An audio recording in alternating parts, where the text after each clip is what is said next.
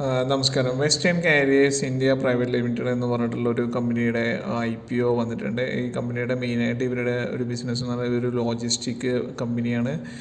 Mainly ഈ rail, air, road, അതുപോലെ തന്നെ ഓഷ്യൻ ഇത്തരത്തിലെ മാർഗ്ഗങ്ങളിലൂടെ ട്രാൻസ്പോർട്ട് ചെയ്യുന്ന ഒരു കമ്പനിയാണ്. ഇവർ മെയിനായിട്ട് ഇവരുടെ ഹെവി ആയിട്ടുള്ള പ്രോഡക്റ്റുകൾ, സ്റ്റീൽ പ്രോഡക്റ്റുകൾ, ഫാർമസ്യൂട്ടിക്കൽസ്, പിന്നെ അതുപോലെ തന്നെ ഇത്തരത്തിലുള്ള മറ്റു പല കാര്യങ്ങളും എന്താ പറയുക ലോജിസ്റ്റിക് ചെയ്യുന്നൊരു കമ്പനിയാണ്. ഈ കമ്പനിയുടെ ഒരു ജസ്റ്റ് IPO ഡീറ്റെയിൽസാണ് നമ്മൾ പറയുന്നത്. ഇപ്പോൾ ഈ കമ്പനിയുടെ 2011 സ്റ്റാർട്ട് ചെയ്തൊരു കമ്പനിയാണ്. 2011 അത് ഫൗണ്ട് ചെയ്തിരിക്കുന്നത്. ഇവരുടെ main business focuses mainly rail ട്രാൻസ്പോർട്ടാണ്. അതോടൊപ്പം തന്നെ അവർ റോഡ്, വാട്ടർ, എയർ ഇത്തരം കാര്യങ്ങളിലൂടെ അവർ ട്രാൻസ്പോർട്ട് ചെയ്യുന്നുണ്ട്. ഇപ്പോൾ മെയിനായിട്ട് അവരുടെ product FMCG, pharmaceuticals, chemicals, engineering, oil and gas, retail ഇത്തരം കാര്യങ്ങളെല്ലാം ലോജിസ്റ്റിക് ചെയ്യുന്ന കമ്പനിയുടെ. ഇപ്പോൾ ഇവരുടെ ഒരു ക്ലയൻറ്റിൻ്റെ ഒരു റേഞ്ച് നോക്കുകയാണെങ്കിൽ ടാറ്റ സ്റ്റീൽ, ഹിൻഡാൽകോ, JSW, വേദാന്ത, ഹിന്ദുസ്ഥാൻ യൂണിലിവർ, കൊക്കോകോള ഇന്ത്യ, അതുപോലെ തന്നെ സിപ്ല, അതുപോലെ ഇത്തരം വലിയ വലിയ കമ്പനികളിൽ ഇവരുടെ ക്ലയൻ്റാണെന്ന് കാണാൻ പറ്റുന്നതാണ്. പിന്നെ അതുപോലെ തന്നെ 2022 കമ്പനി ഏകദേശം 1100 കസ്റ്റമേഴ്സിനെ സെർവ് ചെയ്തിട്ടുണ്ട്. അതുപോലെ തന്നെ 1350 പീപ്പിൾ അവരുടെ എംപ്ലോയീസ് ആയിട്ടുണ്ടെന്ന് അറിയാൻ പറ്റും. ഇപ്പോൾ ഈ കമ്പനിയുടെ IPOയുടെ ബന്ധപ്പെട്ടുള്ള ഡീറ്റെയിൽസ് നോക്കുകയാണെങ്കിൽ IPO open date 13 September 2024 close date 18 September 2024. അതുപോലെ തന്നെ IPO പ്രൈസ് റേഞ്ച് 163 മുതൽ 172 രൂപയാണ്. IPO size 492.88 crore. ഏകദേശം ചെറിയൊരു IPO ആണെന്ന് പറയാൻ പറ്റും. അതുപോലെ തന്നെ ലിസ്റ്റിംഗ് BSE NSE ആണ്. ലിസ്റ്റിംഗ് ഡേറ്റ് 23/2024 19-ാം തീയതിയാണ് ഈ ഒരു IPOയുടെ എന്താ പറയുക IPOയുടെ ഫൈനലൈസ് ചെയ്യുന്നത്. അന്ന് ഒന്നുകിൽ നമുക്ക് IPOയുടെ കമ്പനിയുടെ ഷെയർ കിട്ടും, അല്ലെങ്കിൽ നമ്മുടെ കാശ് തിരിച്ചു കിട്ടുന്നതാണ്. അപ്പോൾ ഇതൊക്കെയാണ് ഇവരുടെ IPO ഡീറ്റെയിൽസ്. അപ്പോൾ 87 ഷെയറോളാണ് നമുക്ക് വാങ്ങേണ്ടിയിരിക്കുന്നത്. അത് മിനിമം ഇൻവെസ്റ്റ്മെൻറ്റ് 14,181 രൂപ ആവുന്നതാണ്.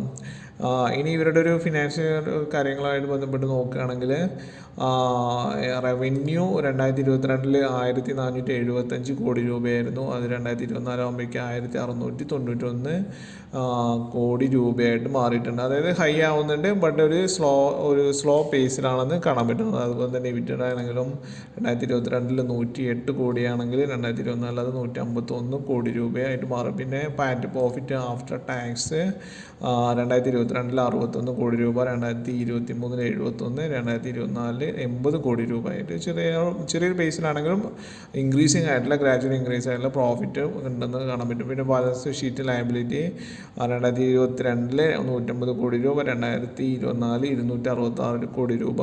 അതുപോലെ തന്നെ ഷെയർ ക്യാപിറ്റൽ 2022 39.35, 2024 39.35 ആയിട്ടുള്ള സ്റ്റേബിൾ ആയിട്ടുള്ള ഷെയർ ക്യാപിറ്റലാണ് അവരുടെ.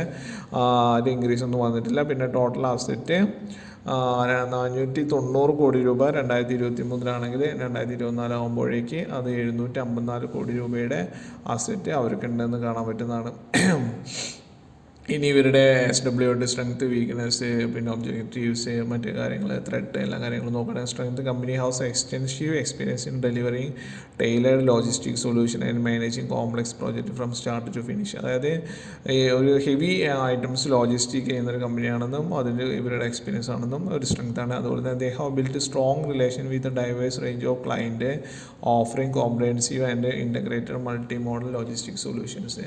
അതായത് വളരെയധികം ഇംപ്രൂവ്ഡ് ആയിട്ടുള്ള അല്ലെങ്കിൽ സ്ട്രോങ് ക്ലയൻറ്റ് റിലേഷനുള്ള കമ്പനിയാണെന്നുള്ളത് ഒരു അഡ്വാൻറ്റേജാണ്. അതുപോലെ തന്നെ leverage and asset light business model. The company is well position to capitalise on India's rapidly growing logistic market backed by proven track record of growth and profitability. അത് company experienced ആണ്. ഈ ഒരു ഇത് വളരെ ഭംഗിയായിട്ട് ഹാൻഡിൽ ചെയ്യുന്നുണ്ടെന്നും നമുക്ക്. ഇനി അതുപോലെ തന്നെ റിസ്ക് ആണെന്ന് പറയുന്നത് major client heavily on few major client and any loss and reduction in business from these client could impact revenue.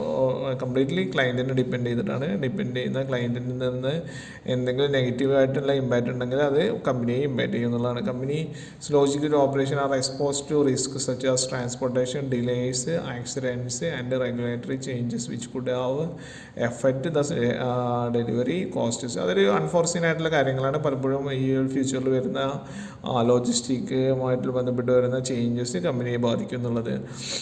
India പിന്നെ ആസ് യൂഷ്വൽ എല്ലാ കമ്പനിക്കും പറയുന്നൊരു പോയിൻ്റാണ് ഹൈലി കോമ്പറ്റേറ്റീവ് ആണ്. കമ്പനി മേ ഫേസ് ചാലഞ്ചസ്, പിന്നെ എന്താ പറയുക മാർക്കറ്റ് പൊസിഷൻ, പ്രോഫിറ്റബിലിറ്റി എന്നുള്ള കാര്യങ്ങൾ. ഇപ്പോൾ കോമ്പറ്റീഷൻ വരുമ്പോൾ കമ്പനിയുടെ പ്രോഫിറ്റിൽ പലപ്പോഴും വിട്ടുവീഴ്ചകൾ ചെയ്യേണ്ടിയിരുന്നതും മറ്റും ഉള്ളൊരു നെഗറ്റീവ് കമൻസാണ് ഇതിൽ പറയുന്നത്. അപ്പോൾ ഇത്തരം കാര്യങ്ങളൊക്കെയാണ് ഈ ഒരു IPO ബന്ധപ്പെട്ട് പറയാനുള്ളത്. IPO അപ്ലൈ ചെയ്യുന്നതിന് മുമ്പ് അല്ലെങ്കിൽ ഇൻവെസ്റ്റ് ചെയ്യുന്നതിന് മുമ്പ് നിങ്ങളുടെ ഫിനാൻഷ്യൽ എക്സ്പേർട്സിനോട് അന്വേഷിച്ചിട്ട് ചെയ്യണമെന്ന് ജസ്റ്റ് റിക്വസ്റ്റ് ചെയ്യണം.